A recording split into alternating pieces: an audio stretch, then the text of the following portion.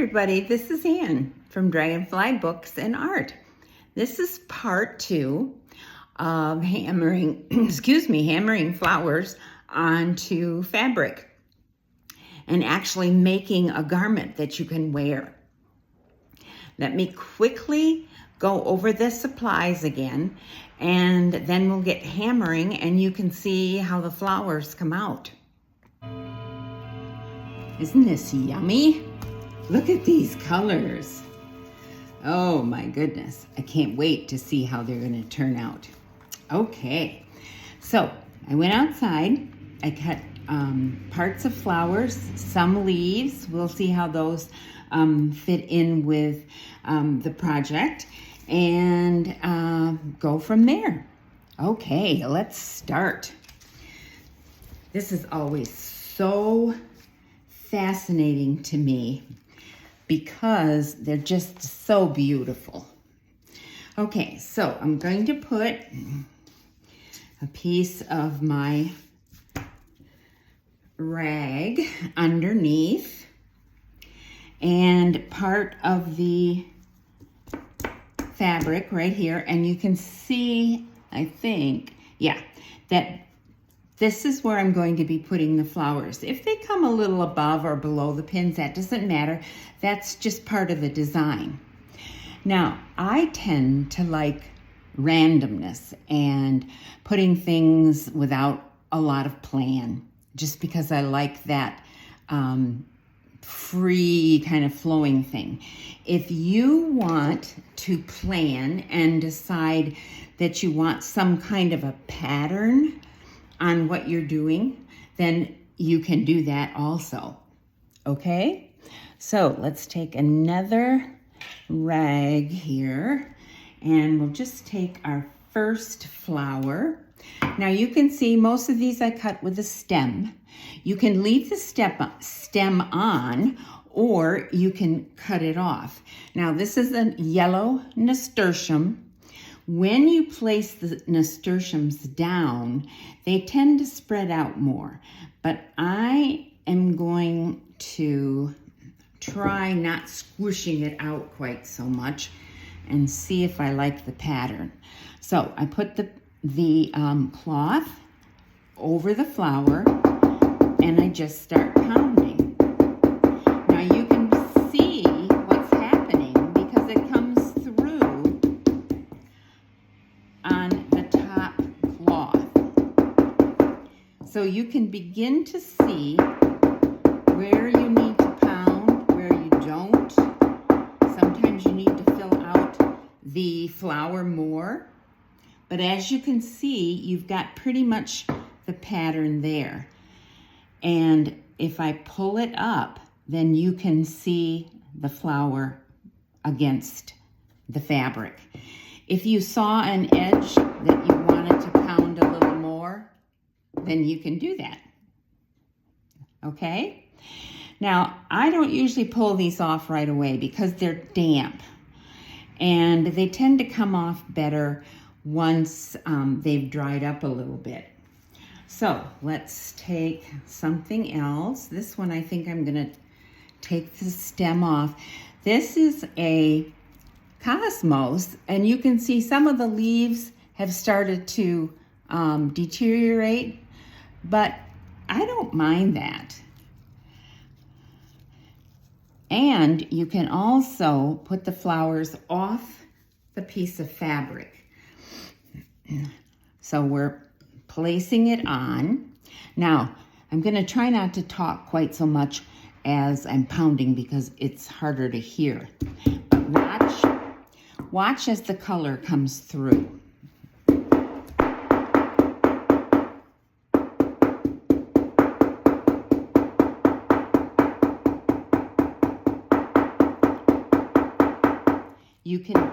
You can begin to see how the leaves, or excuse me, the petals are forming. So for example, this one right here, it's not all there yet. So we'll pound a little more, and now you can begin to see that it has filled out. Same with this one. You can even use, if you want to, the rounded edge, but I find the edge really works the best. You can begin to see this petal is still up, so that could use some more pounding. Same with this one, some more pounding.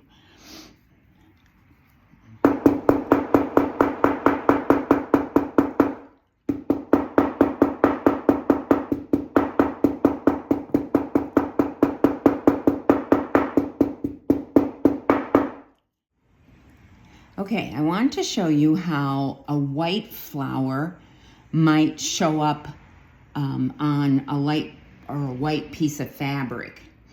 This is a cosmos, and I'm going to put it right here, kind of in the middle, and we'll see what happens. Oops. Okay. Many times I'll squash the center first, because then that kind of puts the rest of the flower, the petals out.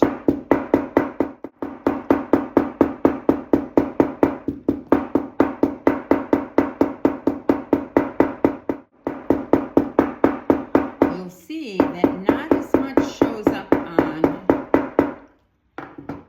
get this nice and flat.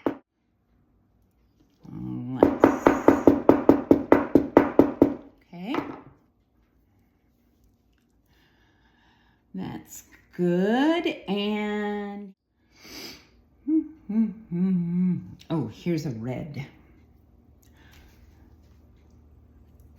Oh, this is a red coreopsis. I love these. Okay. Let's see. Let me move this over so you can see this edge a little bit more. There we go.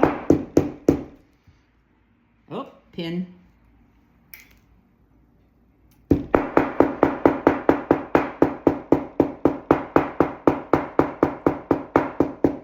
almost a rusty red that we're seeing coming through here.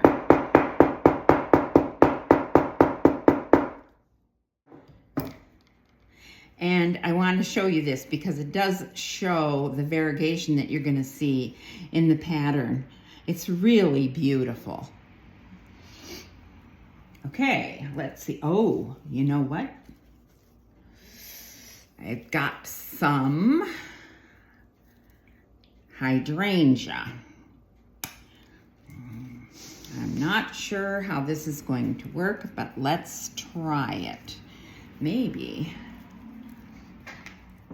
These are made up of a group of little flowers, and sometimes I will cut them apart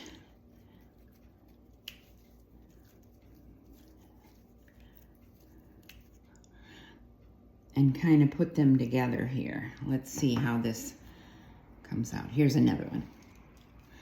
Okay. Oh, that had a lot of stuff on it. Okay. So we're going to put this here, try to get them facing down. But the other thing that will happen is you'll get kind of a randomness about it. Okay. Okay. Now, let's take a smaller flower. We could take a biden and put it here to kind of fill in.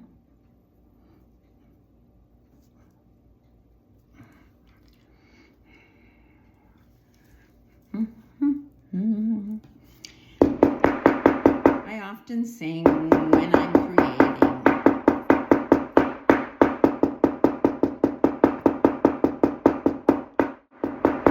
Bright color to something. And I want to show you also the geraniums. And of course they come, you know, like this. So I will pull, here's a smaller one. I will pull them apart and lay this on here and see if you can guess what color we're going to get.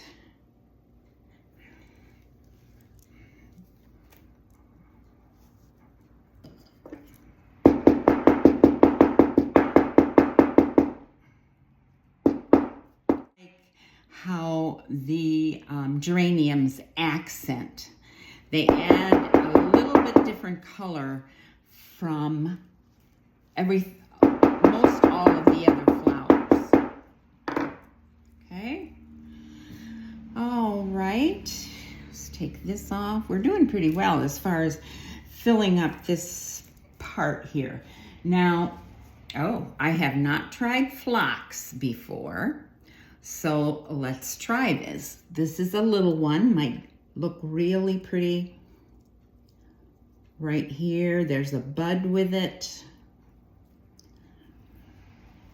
And some greenery. Okay. Here's where you can start filling in, especially because for this piece of fabric, I'm overlapping flowers. So, bud.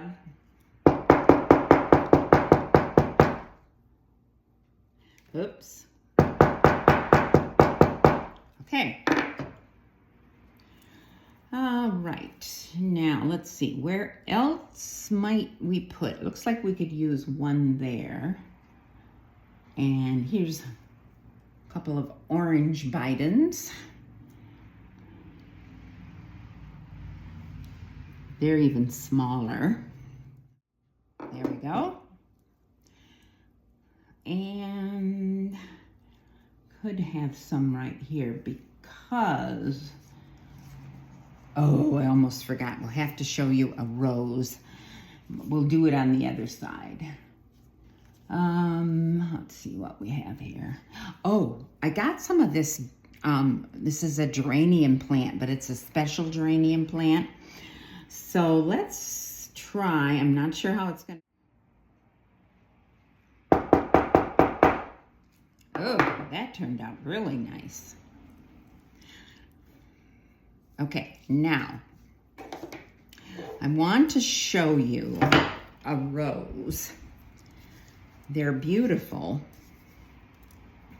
but they're bulky. And you can't always, you'll notice that this one, these are ever blooming, I think, are the roses that we have. But this is not a really full rose. So if you want to use a fuller rose, and I don't know if I got another, yeah, see, this one's a little bit fuller, but you could take out the center part and then it's not quite so bulky for printing or for pounding. I'm gonna take off this, and the shape is very beautiful once it's pounded. Eco printing, they're not as, I don't think, as beautiful. The leaves for eco printing are gorgeous.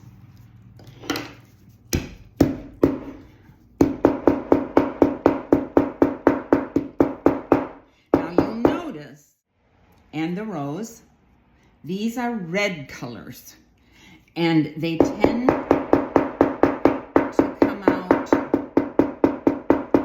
more purplish.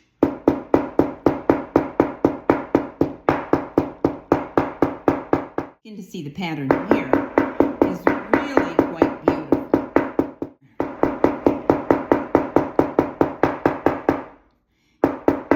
You can tell when you have really hammered them well because the petal is standing up away from being smushed down.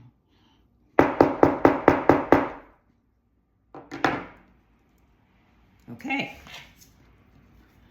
So I'm going to finish the rest. It's going to be pretty much the same thing. Oh,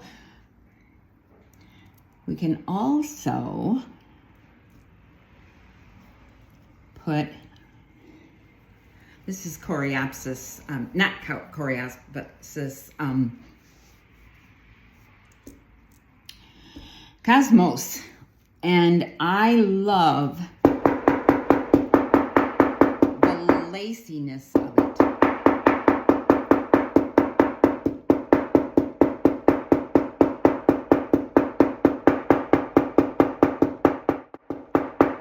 But do you see how lacy it looks?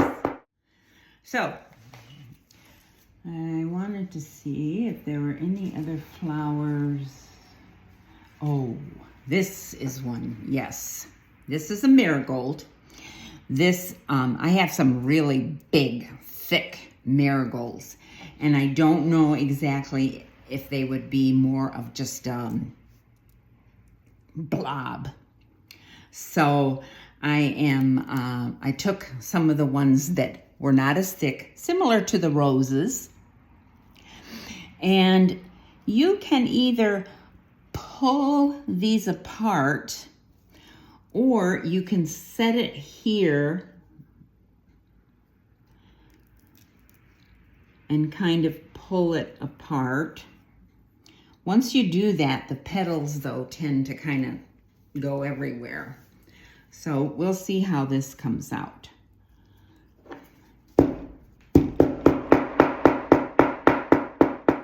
This greenish stuff that was part of the backing is not going to necessarily be on top on the fabric. Once you take the flower off, you're going to see the color that was in the flower underneath. Okay? So I'm going to finish this and do the front. It's the same thing. We're just using the flowers that we have. Here's another pansy. Oh, I just can't stop. When I get started on this, it's just so interesting to see. And then once I take the flowers off, we'll see if any of them will come off fairly easy. So you can see. You don't want to stop. You just want to keep going. See how it's going to turn out. Ooh. Oh, that went way. So just what you saw was the hammering of the flowers. The next part, part 3, I'm going to show you what the prints look like with the flowers off them and then the blouse put together. Okay, bye for now.